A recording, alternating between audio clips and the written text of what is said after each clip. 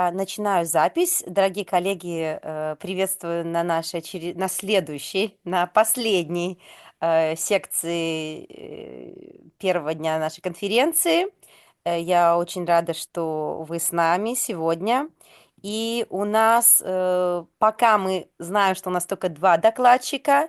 Первый докладчик Татьяна Примакова из Корейского технического университета, Республика Корея. Я Ольга Климова из Питтсбургского университета, и, возможно, третий докладчик, если появится, это Елена Гражинская из Индианского университета в Блумингтоне. Ну что, Татьяна, вы можете начинать свой доклад. Мгм. Хорошо, спасибо. Еще раз разрешите всех поприветствовать. Здравствуйте. Благодарю организаторов за приглашение. Также поздравляю с юбилеем. Это значительная дата, большая дата, серьезная дата. И надеюсь, и желаю такого же продуктивного будущего. А сейчас перейду к своему докладу. Открою презентацию и начну. Значит, тема моего доклада «Давай поговорим с Алисой». Я добавила AI, ну, чтобы было понятно, с какой именно Алисой. Все знают, что Алиса – это голосовой помощник искусственного интеллекта российский. Да? Чем обусловлена актуальность выбора данной темы? Быстрый технологический прогресс ведет к развитию искусственного интеллекта, в частности, генеративного искусственного интеллекта. И в университетах Республики Корея появляется новое требование по использованию искусственного интеллекта, по применению искусственного интеллекта в образовательном процессе. Необходимость применения искусственного интеллекта в EduTech, в частности, в области преподавания иностранных языков, ну и в данном случае русского как иностранного, а также необходимость предоставления студентам возможности использования новых технологий. Цель моего исследования изучить возможности использования и применения искусственного интеллекта на уроке разговор на русском языке, как иностранном. И обнаружить, найти слабые моменты для того, чтобы оптимизировать образовательную модель в плане взаимодействия человек, искусственный интеллект, Human-AI Interaction Class. Да? Предметом моего исследования обозначен сам процесс взаимодействия человека и искусственного интеллекта, в данном случае голосового помощника для образовательных целей. Объектом были студенты 3 корейских университетов начального и среднего уровня. Общее количество студентов 29 человек. Исследование проводилось в прошлом 2024 году. Сейчас у нас 2025 год. Исследование проводилось в прошлом 2024 году. У нас это был прошлый учебный год, потому что в Корее учебный год начинается в марте. То есть для них это был не первый семестр, а второй семестр. Таким образом, искусственный интеллект я пробовала применить не на самых новичках, не в первой половине учебного года, а во второй половине учебного года. Немножко опишу метод исследования. Research Design Method. Он состоит из нескольких стадий. Первое – это экспериментальное обучение, которое состояло из нескольких также этапов. Это объяснение, объявление для студентов, предоставление скрипта, сценария работы с искусственным интеллектом, который состоял из 20 вопросов по теме «Давай познакомимся». Затем, собственно, процесс разговора с искусственным интеллектом, добавление ответов искусственного интеллекта Алисы в данном случае в скрипт и перевод. А затем студенты должны были загрузить результаты своей работы в систему, университетскую систему для проверки задания. И после этого проводилось анкетирование студентов с целью получения обратной связи, которые в анкетировании были представлены вопросы, как чтобы получить количественную и качественную информацию. То есть применялись смешанные методы. И проводился анализ сценария, заполненного уже предоставленного, и видео, то есть content analysis, да, анализ содержания. Вот так у нас выглядит система, так выглядит наша система. Такое объявление я им давала. Сейчас немножко увеличу. У вас увеличилось, нет? Да, так лучше видно, да? То есть вот я им пишу задание, у нас несколько заданий, вот наша система внутренняя, да? И я описываю им задание, интервью с ИИ. Задание 2, у нас там было еще другое задание, ну вот с искусственным интеллектом это было. Russia AI interview, то есть интервью с искусственным интеллектом. Первое, что нужно для выполнения этого задания, нужен компьютер для разговора и смартфон для записи.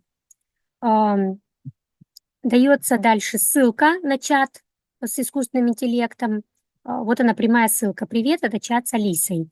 На нее можно нажать, и сразу они могут выйти на Алису. И далее предоставлен скрипт, сценарий, вопросы. Здравствуйте, как вас зовут, как дела, где вы живете, у вас есть братья и сестры и так далее. Затем третье, сделайте скрипт и переведите его, пришлите файл, ну или загрузите файл в систему. Это объявление, это задание у них размещается, я размещала его в системе, и также на уроке давала инструкцию устно, потому что это задание выполнялось студентами впервые, и я его тоже впервые применяла. То есть это была новая форма работы для всех, и для обучающихся, и для преподавателя. Поэтому несколько раз объясняла. И дальше вот пример того, что студенты предоставили, да, это видео, они вот так загрузили. Сейчас я немножко вам продемонстрирую, раз у меня есть время, я продемонстрирую вам, собственно, процесс. И затем проводилось исследование результатов. Так, сейчас я вам покажу. Это попробуем. Итак, я делюсь экраном. Видно вам видео? Пошло видео? Попробую включить.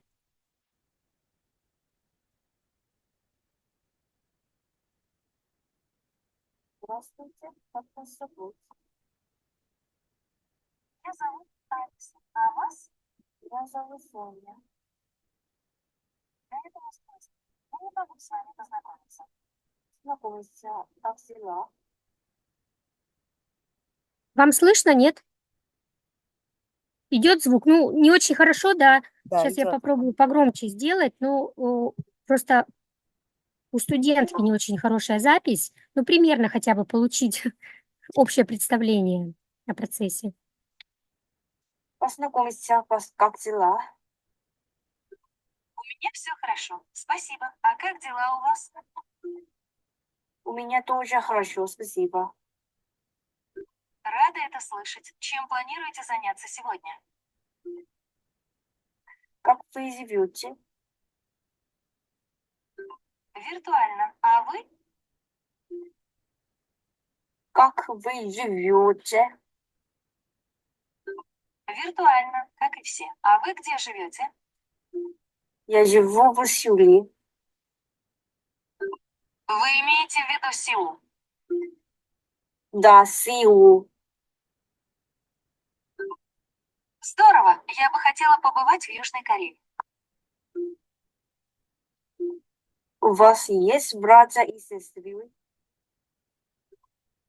меня много друзей, но братьев и сестер среди них нет.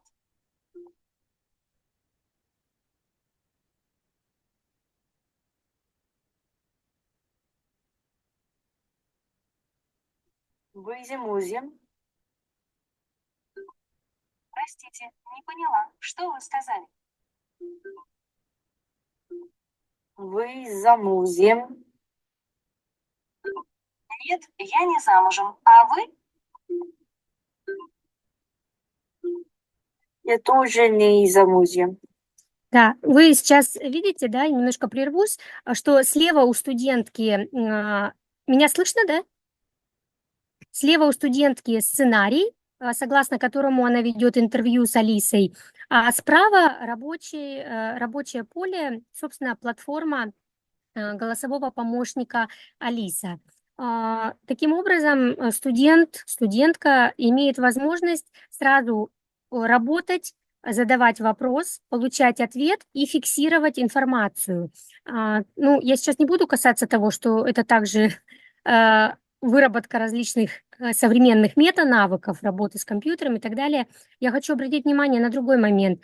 Сейчас вы могли заметить, что иногда Алиса не понимает студентку, и и студентка начинает немножко даже как бы напрягаться и пытается объяснить Алисе. Таким образом, искусственный интеллект способен даже как бы мотивировать студентов к отработке произношения, да?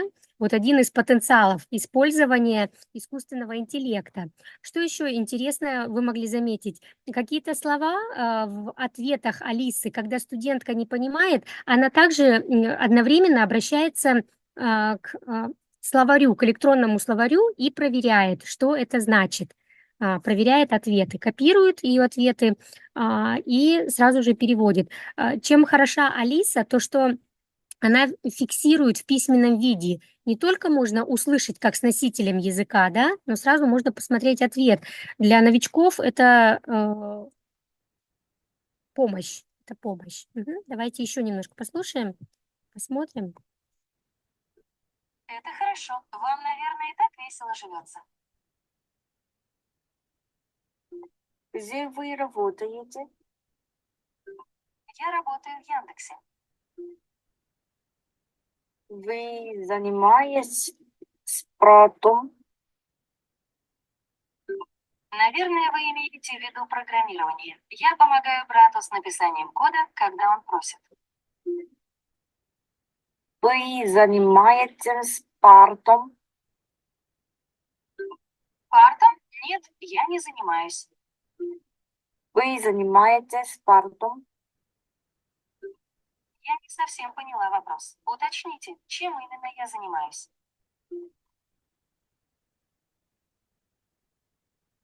Вот она открывает словарь, у них возникла проблема в коммуникации, да? Вы занимаетесь спортом? Спортом я не занимаюсь, но люблю смотреть спортивные соревнования по телевизору.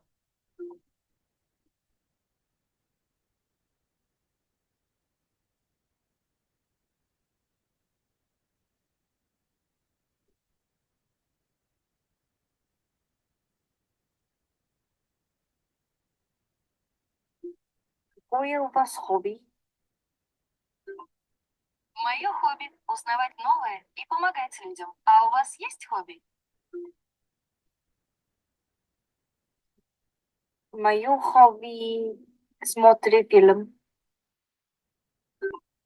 Это здорово. А какой жанр вам нравится больше всего? И я нравится боевик фильм. Отличный выбор. Какие фильмы вы недавно посмотрели?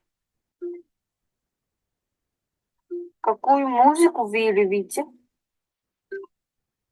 Мне нравится классическая музыка, особенно произведения Баха. Кто ваш высший певец? Спасибо. Мне приятно слышать такие слова. Вот видите, иногда возникает сбой в коммуникации, да? И также было замечено явление, по-моему, не в этом видео, а в других, галлюцинации. Слышали, наверное, про явление галлюцинации искусственного интеллекта, то есть когда он начинает говорить что-то не по теме.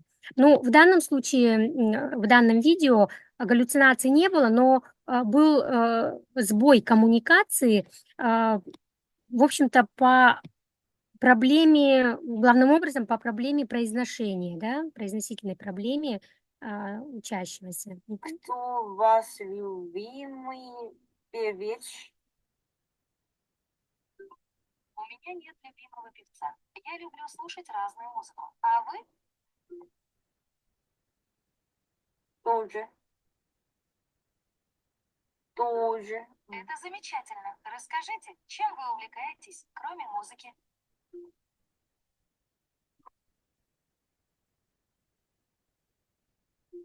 О чем вы начинаете? Я хотела узнать, какие у вас увлечения, кроме музыки? О чем вы мечтаете? Вот она поняла, что Алиса отвечает что-то не то, исправила, поняла, что она не то сказала и исправилась. Мечтаю стать лучше и помогать людям. Окей, на этом я, наверное, закончу демонстрацию, перейду к результатам исследования. На самом деле, это мы сейчас на 11-м только вопросе, всего вопросов 20, то есть половину прослушали, да? Общая длительность видео выходит минут 7, примерно минут 7. То есть это тоже очень хороший материал для анализа, но сейчас я прервусь, потому что время немножко ограничено, и перейду к результатам. Сейчас я вам покажу, какие результаты я получила. Так, минуточку. Меняю экран. Вот результаты исследования. Значит, вначале общая информация пропущу. Тут просто какой уровень языка, начальный и средний, да, какие используете ли вы искусственный интеллект в своей обычной жизни. Как мы видим, большинство студентов используют уже, да, уже используют. Дальше. То есть первая часть исследования посвящена общим вопросам, связанным с опытом использования искусственного интеллекта, чтобы узнать, вообще это знакомый инструмент студентам или нет. Как оказалось, они уже используют. Да? Следующий вопрос. Как часто вы используете? Ну вот, наиболее популярным ответом вышло несколько раз в неделю. Несколько раз в неделю. И никогда не использовали всего 6,9% студентов, да, всего 2 человека. То есть, ну, 7, примерно 7%, то есть меньше 10%. То есть большинство, подавляющее большинство, 90 и более процентов уже используют. Следующий вопрос. Используете ли вы искусственный интеллект для изучения иностранных языков? Ну, вот синее – это да, оранжевое – иногда, и красное – не использую. Вот, ну, большинство студентов уже тоже используют. Но те, кто не использовал, я им предоставила такую возможность начать использовать, да? Дальше. Следующий вопрос касался того, какие инструменты, какие виды ИИ наиболее часто используются. Как оказалось, вот в нашей стране чат GPT наиболее часто используется. Но кроме того, также на втором месте у нас переводчики, электронные переводчики, затем идут приложения типа Duolingo и так далее. И на 4-м месте голосовые помощники. Вот такое распределение. Следующий вопрос. Какова ваша цель использования искусственного интеллекта для изучения иностранных языков? Как мы видим, наибольшее количество студентов используют искусственный интеллект для объяснений по грамматике на первом месте, на втором для тренировки построения вокабуляра. И третье для практики говорения и произношения. И менее популярные способы – это письменная практика, разговорная практика и чтение. Да? Следующий вопрос. Сколько времени примерно вы тратите на сессию с искусственным интеллектом? Самым популярным оказался ответ меньше 15 минут. Но, в принципе, по результатам их работ мы увидели, что интервью с Алисой у них занимало менее 10 минут. Там от 5 до 10 минут в среднем. У кого-то побольше, у кого-то поменьше. Ну, примерно среднее время минут 7. Следующая секция опроса посвящена достоинствам и проблемам использования искусственного интеллекта, с какими столкнулись студенты. Вопрос звучит: какие преимущества использования искусственного интеллекта, по вашему мнению, в практике применения языка? Самый популярный ответ – это convenient access time anywhere, да? То есть удобный доступ в любое время и независимо от места. Это самое большое преимущество. Второе – это immediate feedback, мгновенная обратная связь, что Алиса сейчас сразу же отвечает, да? И на третьем месте personalized learning experience, персонализированный учебный опыт, индивидуализированный учебный опыт. То есть, если бы у нас было побольше времени, я бы вам могла показать другие ответы. Алиса отвечает каждому студенту не по шаблону. Для каждого студента у нее свои ответы. Это очень интересно. Это можно, конечно, отнести к бенефитам, к достоинствам. И следующее – это increased engagement or motivation, да? Как бы увеличенное вовлечение и повышенная мотивация, по мнению студентов. И вот 3%, почти 4%, да, improved confidence in speaking or writing, повышенное или повышение, улучшение уверенности во время говорения или письма. В данном случае у нас было говорение. Следующий вопрос касался what challenges have you faced when using AI for language practice? С какими проблемами вызовами вы столкнулись во время языковой практики с искусственным интеллектом? Ну, как мы видим, здесь у нас два ответа лидировали. Это lack of cultural context of nuance, недостаток культурных нюансов. Студенты отметили у искусственного интеллекта, да, контекста и нюансов. Следующее – это limited accuracy in translations or corrections, недостаточная точность перевода или корректировки. То есть, как мы видим, Алисе иногда тоже тяжело понимать студентов, и если преподавателю, в некоторых случаях мне было легче понять, чем Алиса, я быстрее догадывалась. Я не знаю, какой у вас опыт, как вы реагировали на то, когда Алиса не могла понять, что студентка ей говорит. Мне кажется, может быть, из-за того, что я знаю этих студентов, но мне кажется, я быстрее немножко понимала, чем Алиса. Быстрее немножко кроме того, я, конечно, знала скрипт. Я быстрее понимала, что студентка спрашивает и что она имеет в виду по сравнению с Алисой. Так, и следующий вопрос. How do you rate your overall experience with AI for language learning? Я попросила студентов оценить их уровень удовлетворенности, да, от использования искусственного интеллекта. Видите, excellent у нас, к сожалению, не знаю, к сожалению или не к сожалению, или к счастью, не лидировал у нас good. То есть студенты, в общем-то, не оценивают искусственный интеллект как 100%, да, 100% такую, нельзя сказать, что они 100% удовлетворены искусственным интеллектом в качестве собеседника. Они скорее поставили цифру 4, да, большинство. На втором месте была neutral, можно сказать, оценка 3, да, и на третьем месте оценка 5. Секция 4 Suggestions and Future Use. И последняя секция была посвящена изучению предложений студентов для будущего использования. Вот здесь очень интересно посмотреть посмотреть предложения студентов на основании их опыта для дальнейшего улучшения, для оптимизации модели Human-AI Interaction, взаимодействия искусственного интеллекта и человека, и для оптимизации урока, собственно, ну, задания, собственно, да. Значит, что они предлагают? What features would you like to see in AI tools? Какие черты, какие характеристики, функции вы еще хотели бы увидеть в искусственном интеллекте? Вот они пишут live conversation tools, да?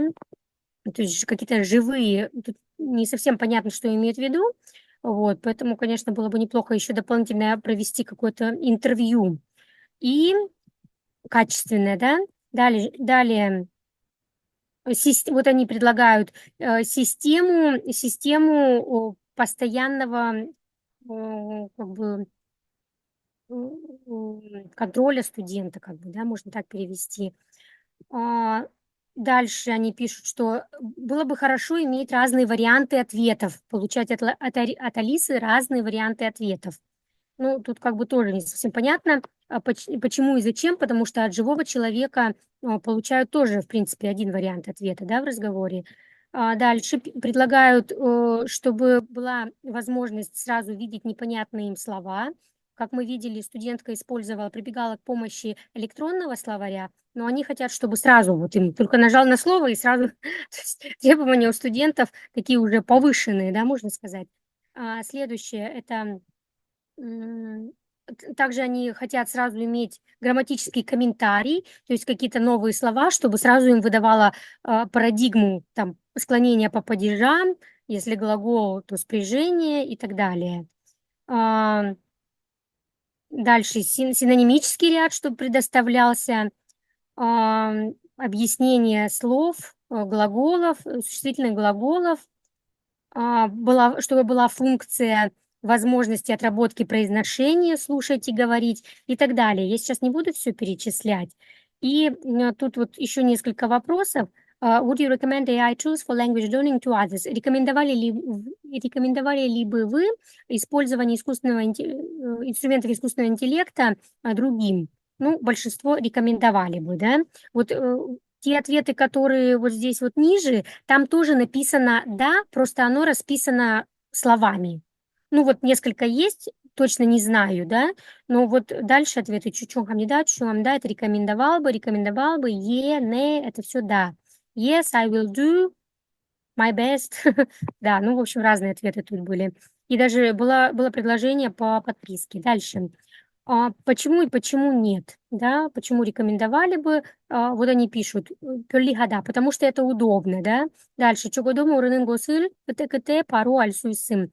Ну, можно сразу понять, потому что есть письменная фиксация, да. Дальше, чопкансони чоумё, орепчанке, комбу альсу итта. Удобный доступ, нетрудно и можно учиться. Дальше. 완벽하진 않아도 충분히 도움이 될 만한다. Хоть еще и несовершенный инструмент, но достаточно хороший помощник. Вот такие примерно ответы. Я сейчас тоже это все не буду перечислять. Дальше. In your opinion, what role should AI play in foreign language education? По вашему мнению, какую роль должен играть искусственный интеллект в системе образования, обучения иностранным языкам? И вот очень интересный ответ. Смотрите. Такой обнадеживающий, я бы сказала, для преподавателей иностранных языков. Они написали, что supplement to traditional method, то есть как дополнение к традиционным методам. То есть студенты предпочитают, мы можем интерпретировать это таким образом, что студенты предпочитают все-таки живого преподавателя иметь в качестве своего наставника, а искусственный интеллект иметь в качестве дополнительного помощника. Ну и вот следующий... Да, и следующий ответ- это equal partnership with teachers and other resources. То есть равные роли с преподавателем и другими ресурсами. И вот всего один студент выбрал replacement for traditional method, как замену традиционным методам. Ну, в общем, я думаю, это обнадеживающий такой результат. Там дальше я попросила какие-то дополнительные предложения. Ну, в общем-то, они, в принципе, в том же русле. Так, и Как вы оцениваете свой опыт разговора с Алисой на русском? Ну, на 4, да, на 4. Это, в принципе, дублируемый такой ответ. Дальше, какие проблемы, что вам понравилось? Ну, понравилась практика, конечно, им, как мы видим. И что для улучшения? Это вот эта часть, это просто дублирование для проверки. Для проверки. Вот, ну и в конце благодарность, спасибо за участие, и они тоже написали спасибо за участие. Вот такой опросник. Вот. Сейчас я еще раз включу свою презентацию. У меня там обозначены, сейчас я огласила результаты, да, но также у меня обозначены еще вопросы для дискуссии. Это pedagogical implications, применение в педагогике данного исследования, technological and design issues, технические вопросы и вопросы разработки, дизайна, assessment and feedback, оценка и обратная связь, ethical and social considerations, этические и социальные вопросы, teacher training and role shifts. Вопросы обучения учителей, преподавателей и смена ролей. Вот такие вопросы для дискуссии я могла бы вынести. На этом я свой доклад заканчиваю. Спасибо большое за внимание. Это для меня был первый опыт такого рода работы и исследования. Поэтому мне было бы интересно также послушать ваши впечатления и подискутировать, обсудить. Спасибо. Спасибо огромное, Татьяна, за безумно интересный доклад. И я надеюсь, что у нас еще останется время достаточно, чтобы обсудить и, может быть, ответить на те вопросы, которые вы подняли, а может быть, задать свои какие-то вопросы. Хорошо. Ну, так как у нас нету следующего, третьего докладчика, наверное, тогда я начну свой доклад. И тема моего доклада – это… я перейду на английский, потому что я его подготовила по-английски. Blending AI and social and emotional learning to support neurodiverse learners in the Russian language classroom. So this project explores how the strategic integration of artificial intelligence into social-emotional learning frameworks can transform the Russian language classroom into inclusive, emotionally supportive space that better supports neurodiverse learners and students with elevated anxiety. Building on the concept of social-emotional language learning, which develops emotional intelligence alongside linguistic development, I argue that AI tools such as chatbots, virtual assistants, etc., can personalize emotional support, strengthen engagement, and help students build empathy, collaborative, and communication skills in culturally responsive ways. So, based on the North Carolina Department of Public Instruction CEL framework with the Collaborative for Academic, Social, and Emotional Learning model, so CASEL. There are 5 main 5 core competencies that have been distinguished, and these 5 core competencies empower learners to regulate emotions, navigate interpersonal interactions in a target language, and develop essential 21st century skills. By blending AI's analytic and adaptive capabilities with the human-centered goals of social emotional learning, I demonstrate how technology can meaningfully support the emotional well-being and academic success of neurodiverse and emotionally vulnerable students without replacing the important human aspects of empathy and cultural sensitivity. Ultimately, this project positions the Russian language classroom as a model for using AI to create inclusive, rational, and emotionally supportive language learning environments.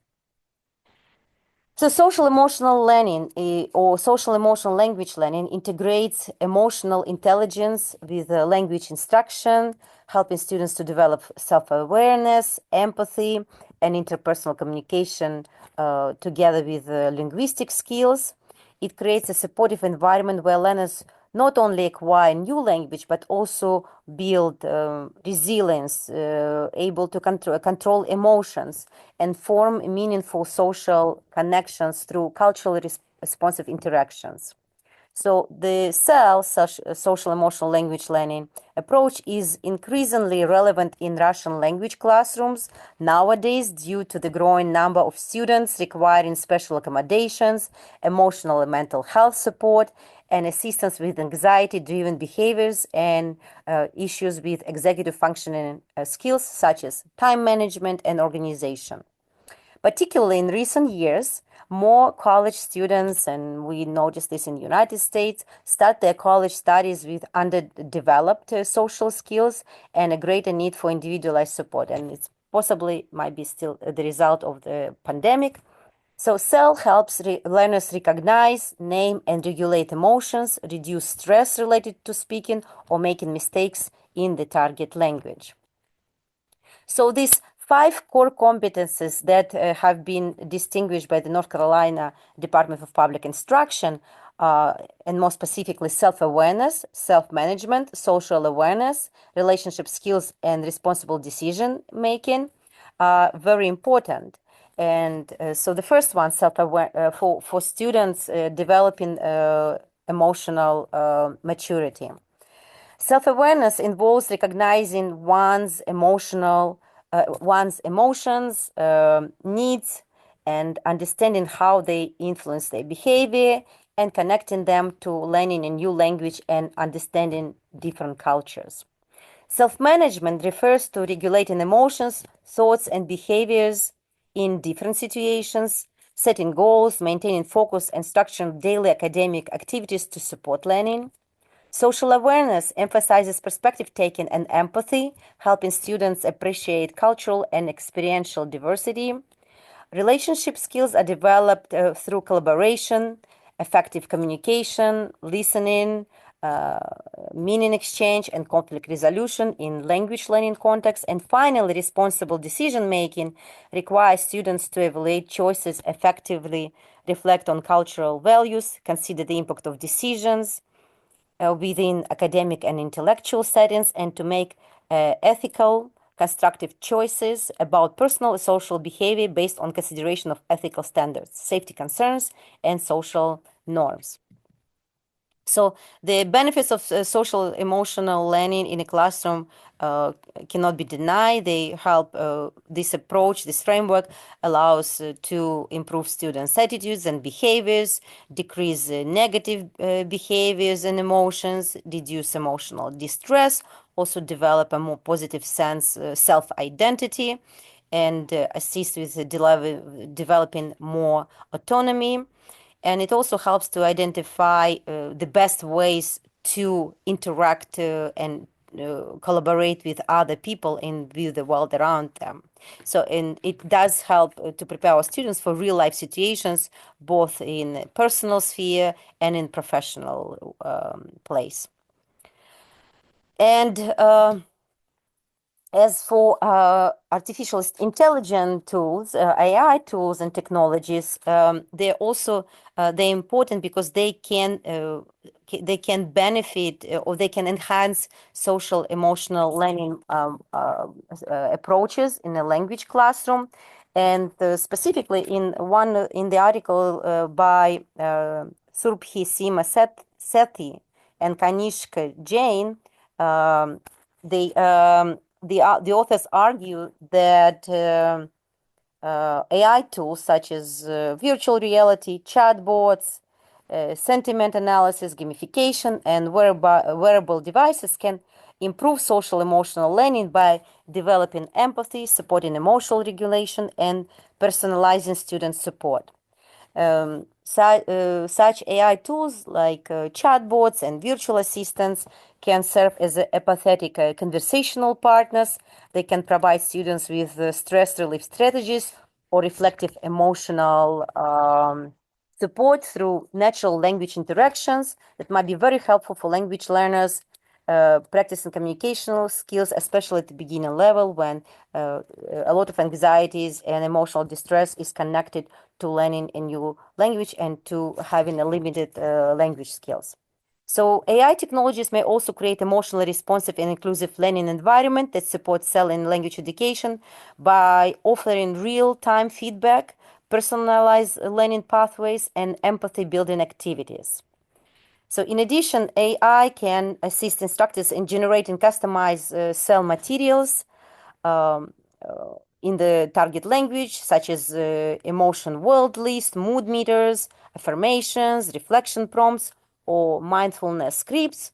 And they all can be tailored to students' proficiency levels and emotional needs, and thus making cell integration in the Russian language classroom or any language classroom more accessible and adaptable. So today I just wanted to demonstrate 3 categories in which I've been working in my classrooms and in my own research when I was exploring the integration of AI tools in the social emotional language learning framework. So I was using ChatGPT specifically. I was working predominantly with ChatGPT to either create or improve or the following materials, and these are the materials that come with visuals. So the first one is the mood meters, and I've been creating mood meters before ChatGPT. I was using Canva app. So on the left, if you see, there are already pre-existed templates for different social emotional activities in Canva, and which is amazing. It's the database, but of course this database is predominantly in English. So I used ChatGPT to translate these prepared templates into Russian. And they already created images, right? So all these images on the left, this is already in the program. And when I fed it to ChatGPT, it's created an alternative, like a Russian language alternative. But as you can see, the second example, it's not perfect. It still made mistakes. But then I offered another prompt, and I asked to correct the mistake. So it did correct some of it, but as you can see, there is still soft sign missing. However, from my experience in the past, this is already pretty advanced, that now chatbots can identify text in the images that are integrated in the images, and they can also correct their own mistakes.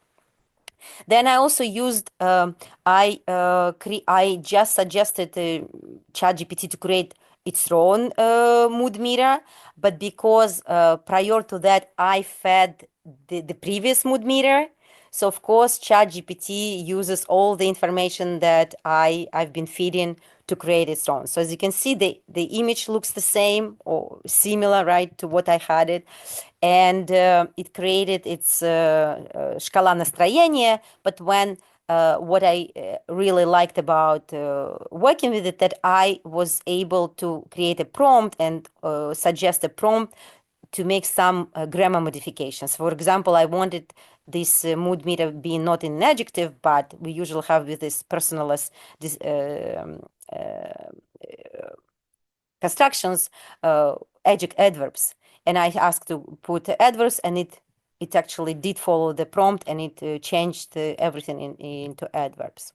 So also when I was asking what is helpful, that when I fed, I asked AI to generate emotion maths or like emotion vocabulary handouts, and it was able to create it both in adverbs and in nouns, which is also can be useful depending on your level, on the level of proficiency of your students.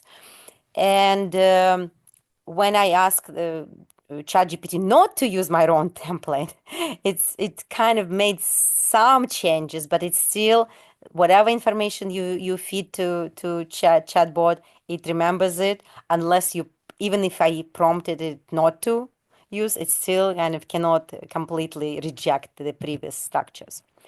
But however, it is pretty good at following the templates. So when I also had a Canva design template for some interactive activities, like check-ins, when students needed to choose and write how they feel today, for example. So I used this one template, but then it generated me two different samples, which could be used as handouts and fillable handouts for students.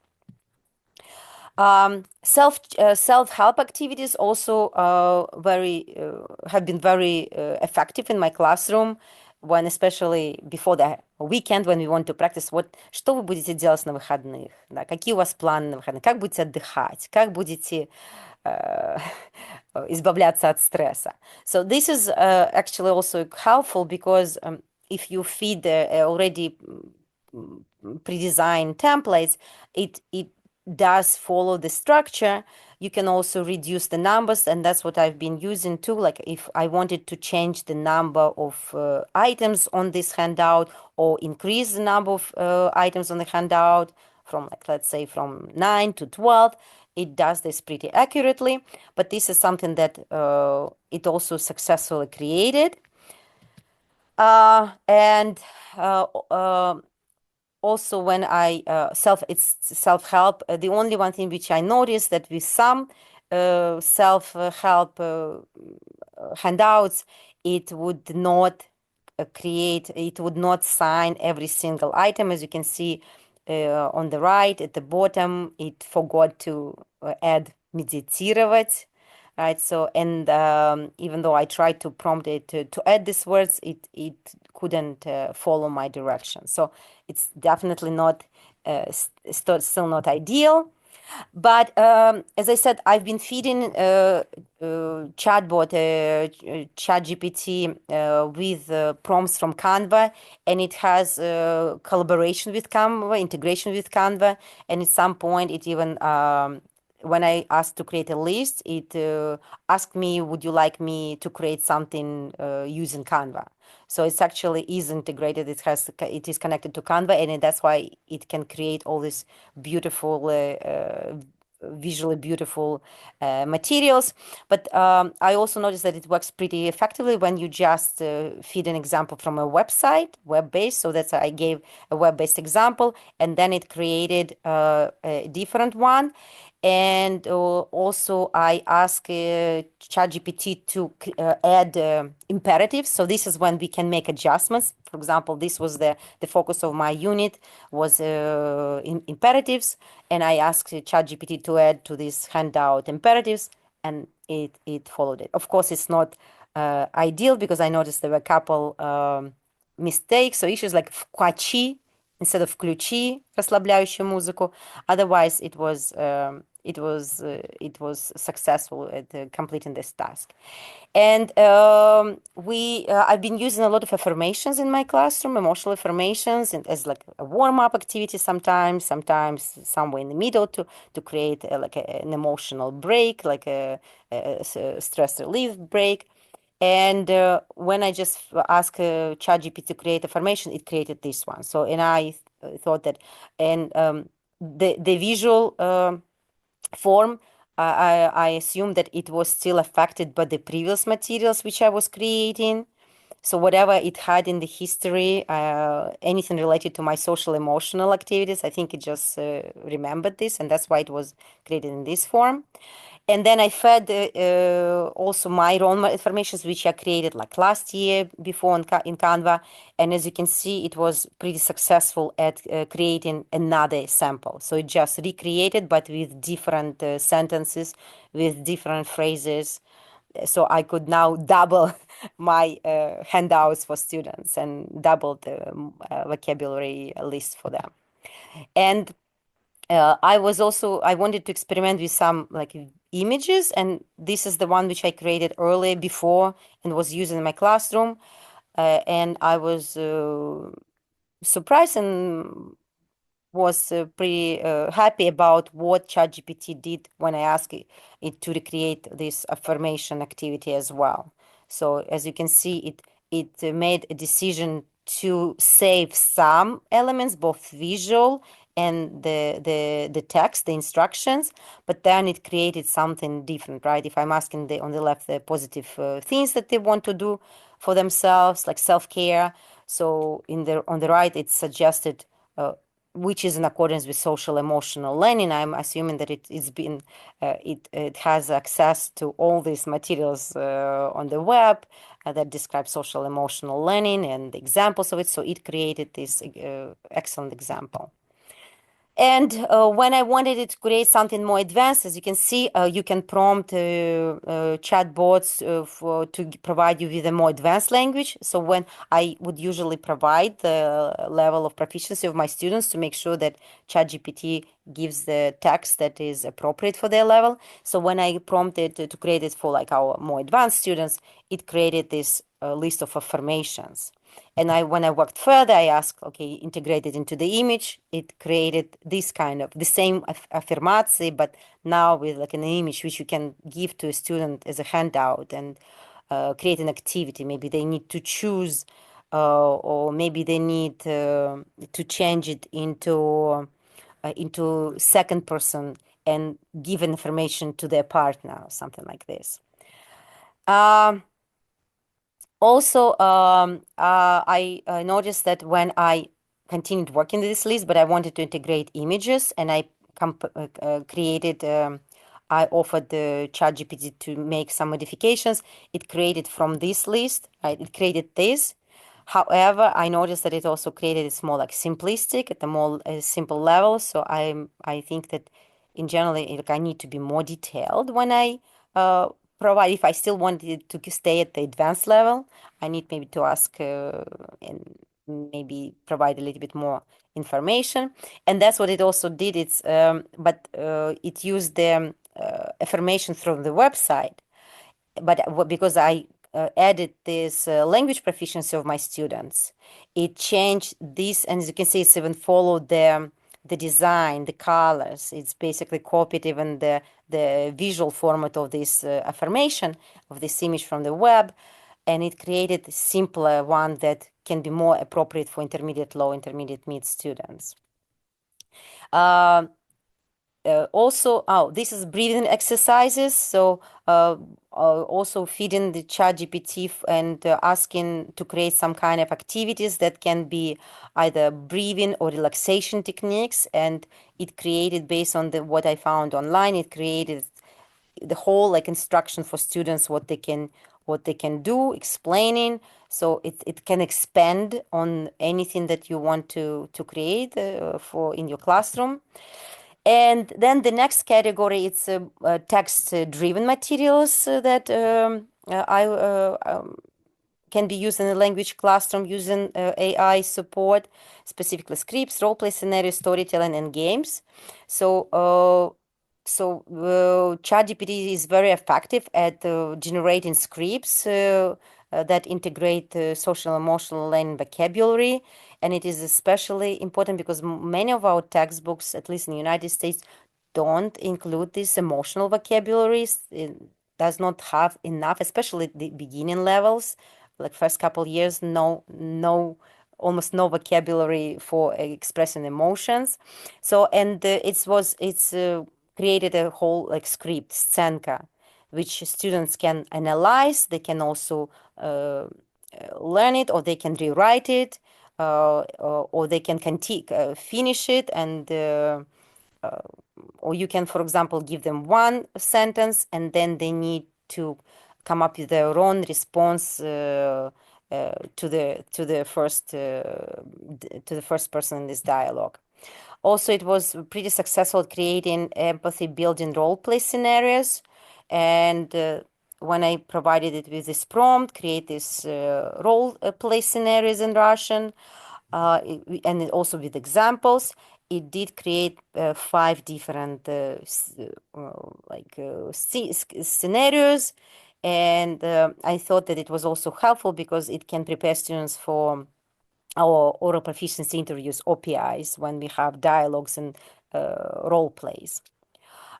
It also was, I asked to create social emotional learning materials that would have storytelling component, and it created the whole prompt about like the activity, what can be done, the whole activity of what students can do, what kind of storytelling they can get, engage to practice their language skills, but also to work on developing and polishing their social emotional maturity.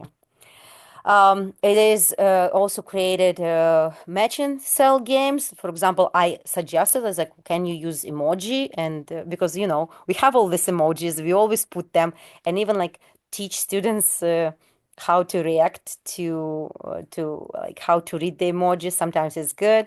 And I understand that this is a universal language, but then it's good because they already know the emoji from their language, from their daily activities, their daily communications with their friends and relatives, and now they are just connecting these images with the new vocabulary, which also ChatGPT created me this list, which can be like cut into cards and have like matching games. It also, when I asked him to create a different cell game, it suggested эмоциональное лото, also provided me the examples, which was even instructions, and also I didn't include it on the slide, but it also had some directions for the teacher, what the teacher is supposed to do during this game. And finally, which I want to just quickly say, that AI can be used in speaking activities, and Tatiana already told us a little bit more about about how she was integrating AI in her language classroom to work on students' speaking skills. But specifically in the context of the cell framework, I found AI being very effective as doing complement exchanges. This is one of the strategies of cell methodology. So practice and use compliments on a regular basis to make your peers feel better. So ChatGPT was really good when I provided it with the prompt, both in speaking and in writing. So also when I suggested in the prompt, I also suggested to comment both on my personal traits and also on my appearance, because this is with the unit that we are, 2 units we were covering together, first the appearance and then the personality, and it followed my prompt and it gave me compliments both about me as a person and also about what I look like, right? So which was helpful because students can also practice this linguistic structures which they've been learning in the classroom, but also in, as you can see, it uses diminutive, so it also adds some positive feelings when students are engaged in this. So it's also pretty good. I'm not going to play, but it's... Я очень тобой восхищаюсь. Теперь твоя очередь.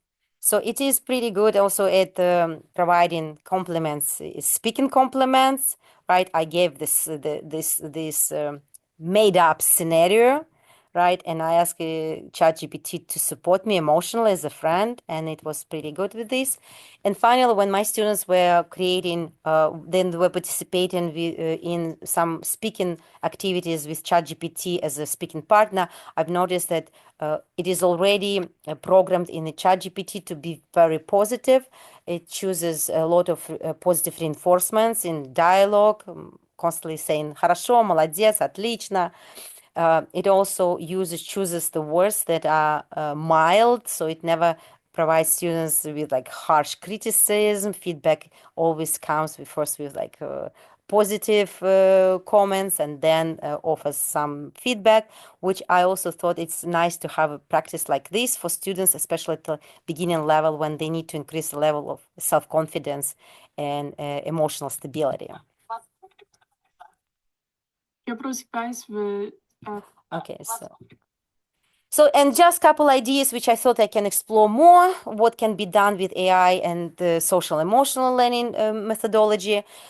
It can be used, chatbots can be used, and digital assistants can be used to provide feedback on mood journals in Russian. So mood journals, when students every day, every class, before every class, they write something about how they feel, why they feel, and then feedback, and ChatGPT can analyze. It's actually pretty good at analyzing writing in terms of structures, choice of words, tones. Of course, it cannot analyze intonations, even the speaking speech. It can analyze only if it is transcribed, and then it can just choose the vocabulary, maybe the structures that are typical of, like, say, frustration. If there are too many repetitions or pauses, it can detect some kind of anxiety and can report on this. ChatGPT can also be in a role play with empathy role plays. Like I suggested, it created scenarios, but also using the scenarios, you can feed ChatGPT and say, okay, let's now do this role play. It can also create encouragement messages. Like, you can ask students, for example, at the end of each week, go to your chatbot and tell them about your week, but then ask them to create your encouragement messages at the end of the week in Russian, right?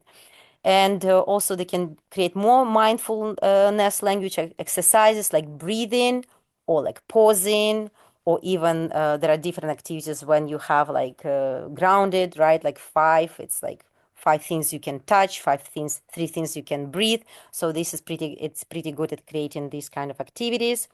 It can analyze mood in students' written responses if they have some kind of essay they need to write, or maybe in discussion forum they write in some kind of responses to maybe other students writing. And it can also realize reflexive exit prompts at the end. So, for example, an instructor can ask students, and now at the end of the class, write in Russian, how do you feel at the end? Like, how do you feel about what you've learned, how the class went? And they can write it in Russian, feed it to ChatGPT, and then it can even provide the instructor some feedback on what is happening. And it's good, it's useful at tracking emotional growth of students throughout the semester. So if there is a change of students' vocabulary, the emotional vocabulary is becoming more expensive. They start using words like they have more control of their like emotional vocabulary. So it can also analyze this. So, and I will stop here.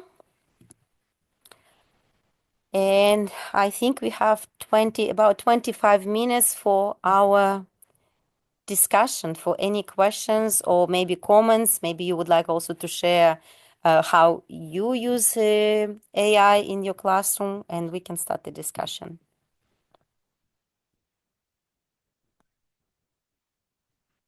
And you can raise your electronic hand, and then we'll unmute you and you can ask a question. Masha. I unfortunately arrived late due to another panel, but just I would love to hear your responses on what it's been like in the classroom, what your students' responses were like to different activities that you have tried, or perhaps did the classroom implementation necessitate further modifications to the tasks? Tatiana, would you like to start? Можно по-русски The тоже. question was to me? Да, на любом, Question конечно. was to me or to И Olga? вместе, и мне, и вам, да. To both. I think I have already answered your question during my presentation. Yeah, I showed you their answers and their suggestions.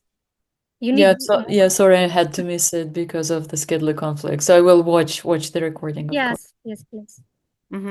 As for me, the activities which I was implementing in my classroom using AI, ChatGPT, actually were very successful with my students.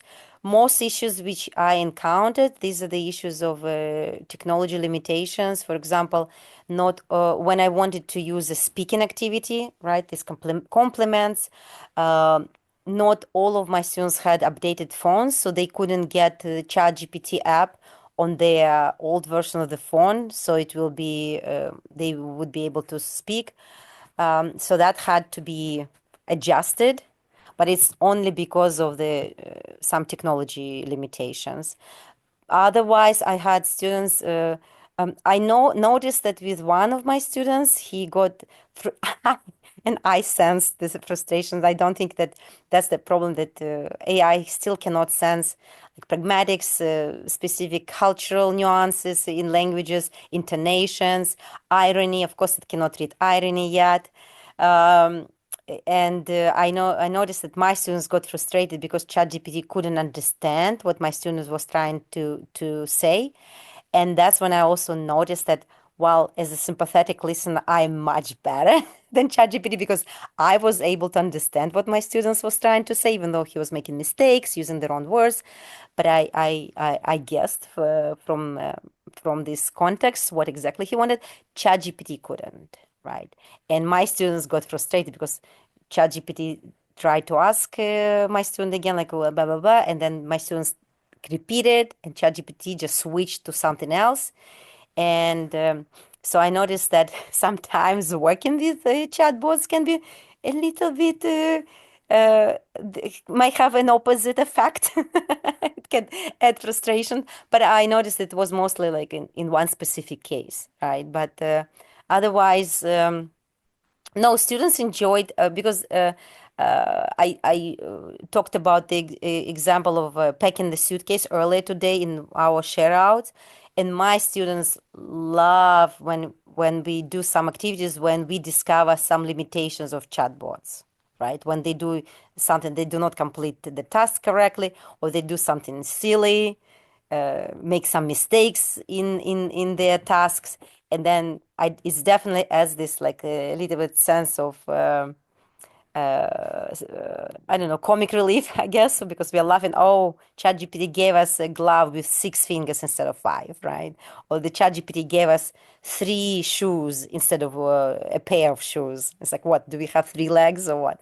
So this was helpful, and overall, my students have been responding positively to anything and again, I'm doing this sporadically, right? Mindful, and I do not integrate it too much. I space them out, these activities, so my students don't get frustrated with like too much technology in the classroom or too much artificial intelligence in the classroom instead of like human interaction, because definitely they value human interaction more than they use their interaction with AI. Thank you so much. And then Tatiana, sorry again for not being able to be here earlier. No problem.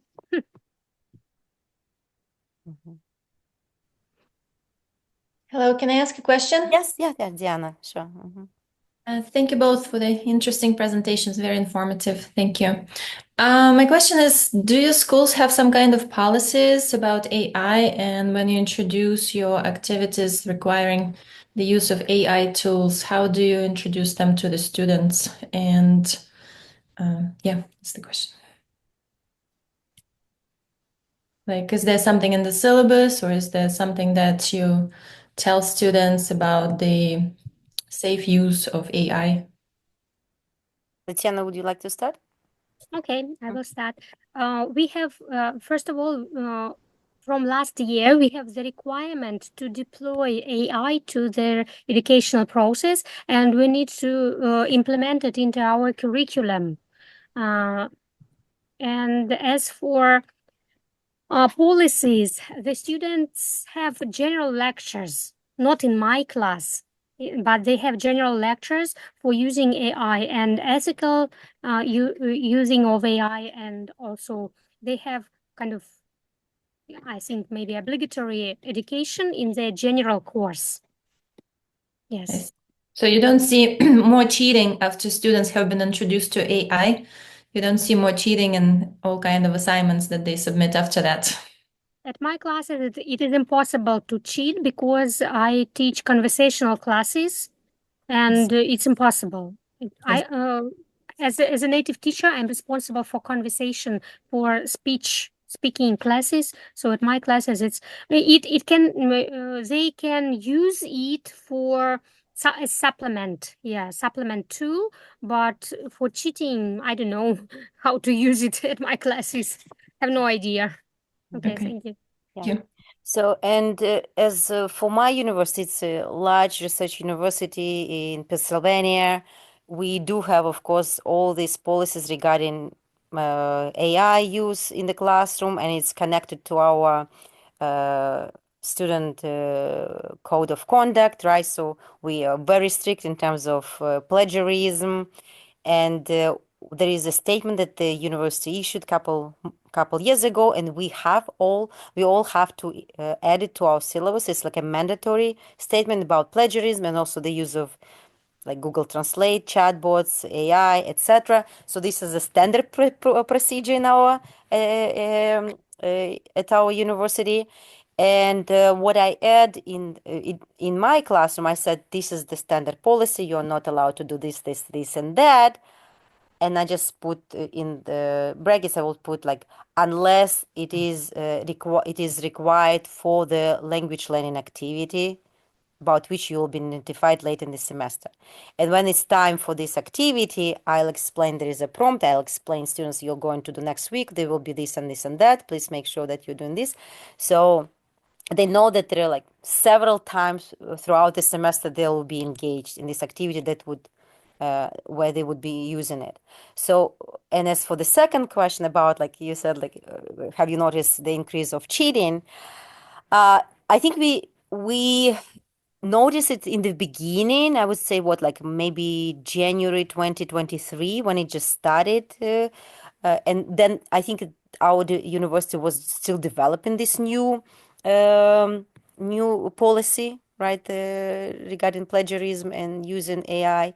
So I think there was a few months when it was still kind of in a limbo. That's when we noticed a lot of cheating. And what I started doing, and it's been effective because I created a set of activities throughout my classes, and usually I think it's four times per semester, when they used to write essays, right? So it's kind of essays, but these are social media posts. They need to create like a social media post, and then everyone is commenting. They're posting our special like personal private channel, and I noticed that they were cheating on this a lot because it's like typing. So now, since we discovered this, we added an extra step. They first need to write a post. They submit it through our learning management system, the original one. Then they use the prompt which I created for them, feed their text and my prompt to ChatGPT. ChatGPT provides them with the feedback, not editing, not correcting, like in terms of cleaning up and proofreading the text, providing a list of mistakes and comments, and they submit two things back to back in our learning management system. Then I comment on the ChatGPT's comments. And very often I discover several things. I discover, ChatGPT is not wrong, is not right. Yes, it fixed your mistake, but said that it is oi, and it's instead of instrumental, they will write it's I don't know, accusative case. I'm like, So it is my way to show that it's not ideal. Don't trust it completely, and also it gives me it gives me opportunity, like students know that they need to submit two scripts. One, which should be with a lot of mistakes, I'm assuming, if they're at the novice and intermediate low level. And the second one where it has corrections. So, and I noticed that these kind of, hopefully it's teaching them what is the proper way of using it, right? Because they also need to correct or comment or highlight those areas which they don't understand what ChatGPT corrected them. For example, if ChatGPT said, oh, this is the instrumental case, быть музыкантом, and my students, let's say they didn't learn instrumental case, they highlight in the homework in this learning measure, and then I will provide. I said, yes, guys, you haven't learned this, but this is the rule. Instrumental case is used for this and this, там быть, становиться, and stuff like this. So, and so far it was effective, but who knows? Like, I'm worried a little bit that I am noticing how advanced chatbots becoming every month, every day. So what I've been discovering recently, all these opportunities, possibilities that they have, that's not what they have like a year ago when I had similar activities and I was like had to adjust, make edits. And I'm worried that maybe our students will become smart and they can say, okay, create a text which makes a mistakes at the intermediate low level of the American University second year intermediate 1 or 2.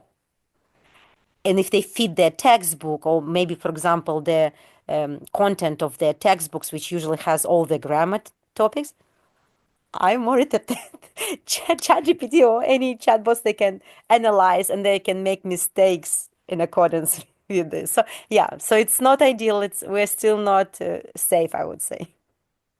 Yeah, I've heard there are different AI apps that are called humanizers. So they actually take this computer-generated text and they make it sound more human. So adding, like you were saying, emotions and all kind of things. So it's harder to tell that it was machine-generated.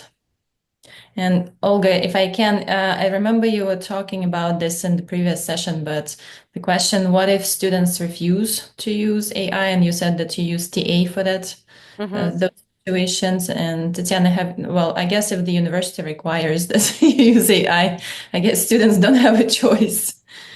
But have you run into some students who are reluctant to try and to do something with AI? No, I didn't have such case. And they receive the grade for this. It's a part of their evaluation final grade. So if they don't want to do this, they won't be able to receive a good grade. I didn't have such a case. Nobody refused.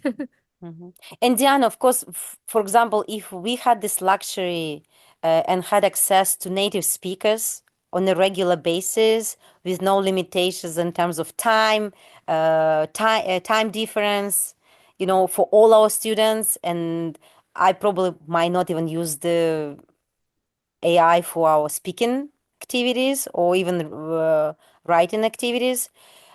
But at this point, we don't have such a luxury. And I noticed that, for example, even time limitations for my students. Many of them work.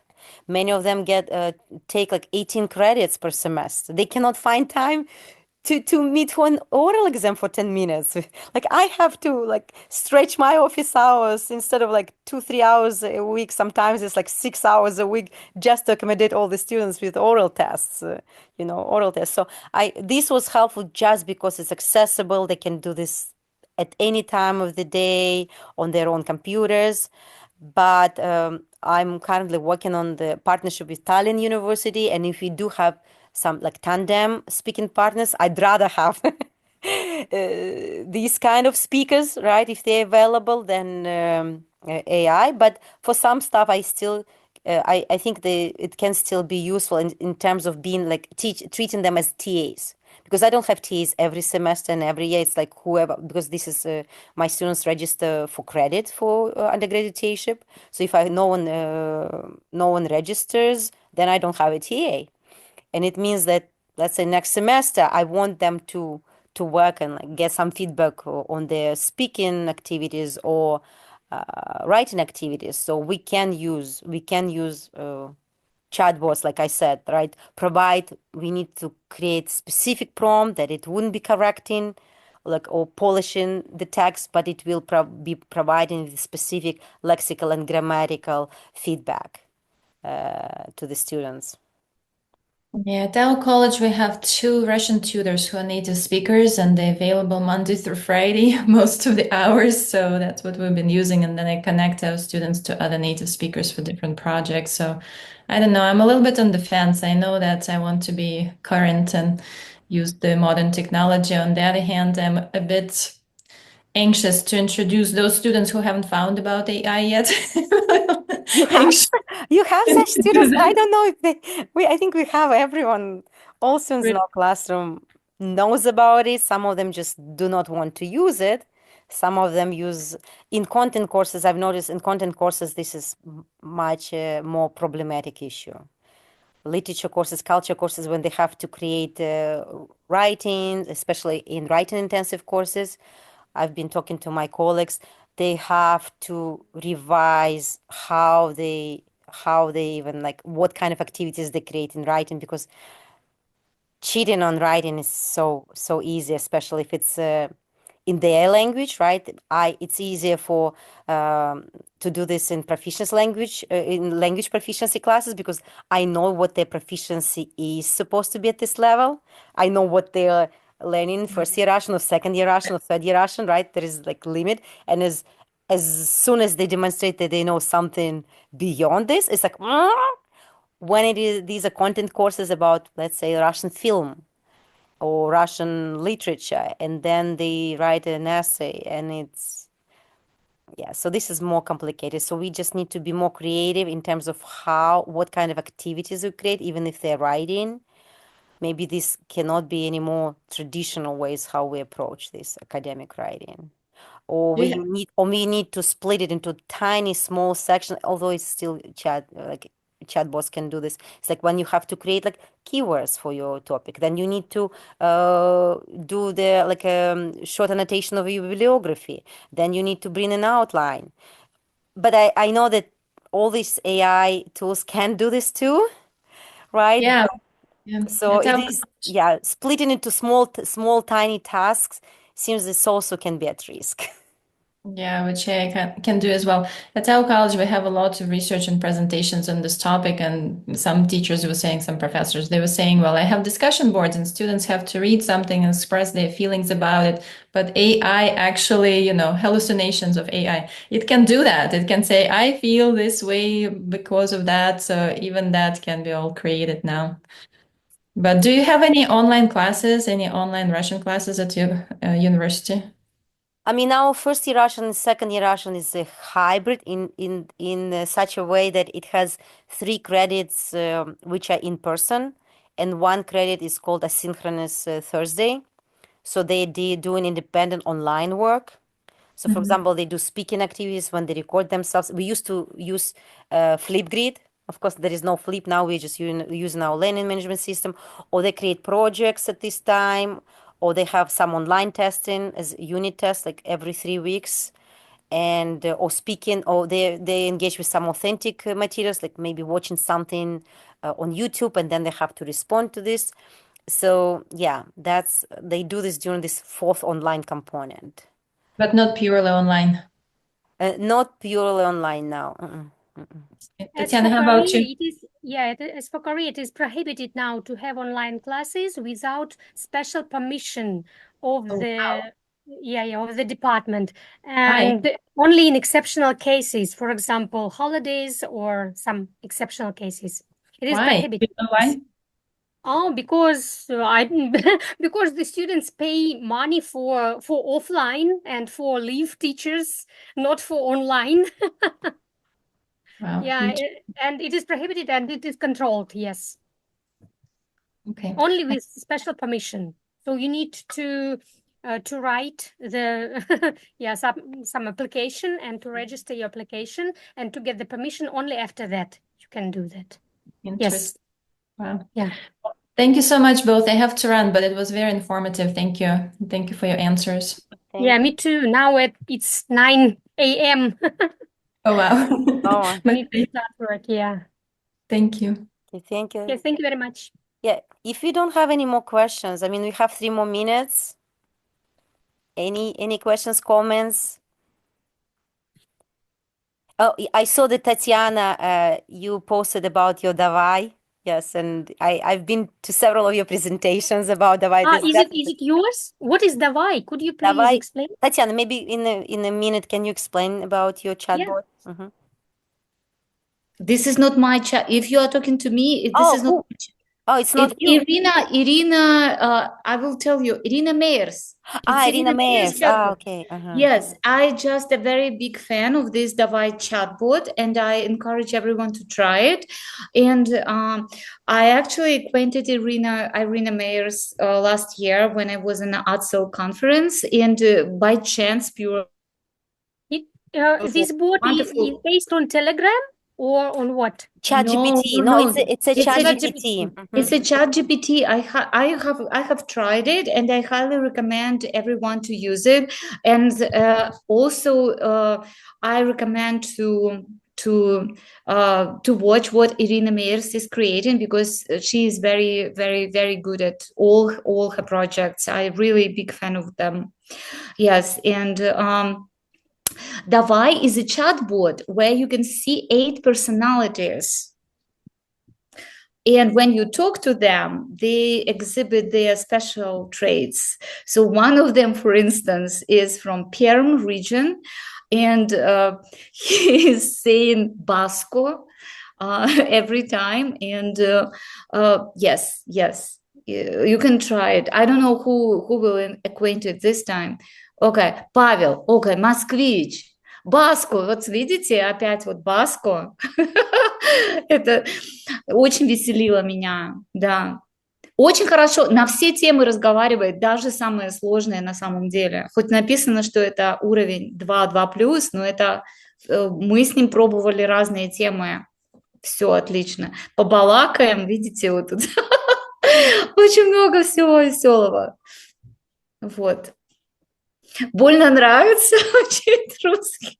Да, там с диалектами и мы говорили как раз региональными диалектами, с лексикой региональной, так что это замечательный просто ресурс, чтобы вводить студентов вот в разнообразие русского языка, даже внутри страны, что столько много всего есть, да. Да, да. И вообще вот на самом деле я вот случайно совершенно вот с этим познакомилась с проектами Ирины Мейерс, и мне очень нравится все, что она делает. Вообще рекомендую всем обратить внимание. Очень, очень все качественно. Я случайно совершенно напала на это. Очень надеялась, что я ее увижу здесь, вот на этой конференции, но что-то я ее не вижу. Может быть, завтра. Завтра тоже будет много секций по искусственному интеллекту, так что приходите. Хорошо, коллеги, ну я сейчас остановлю.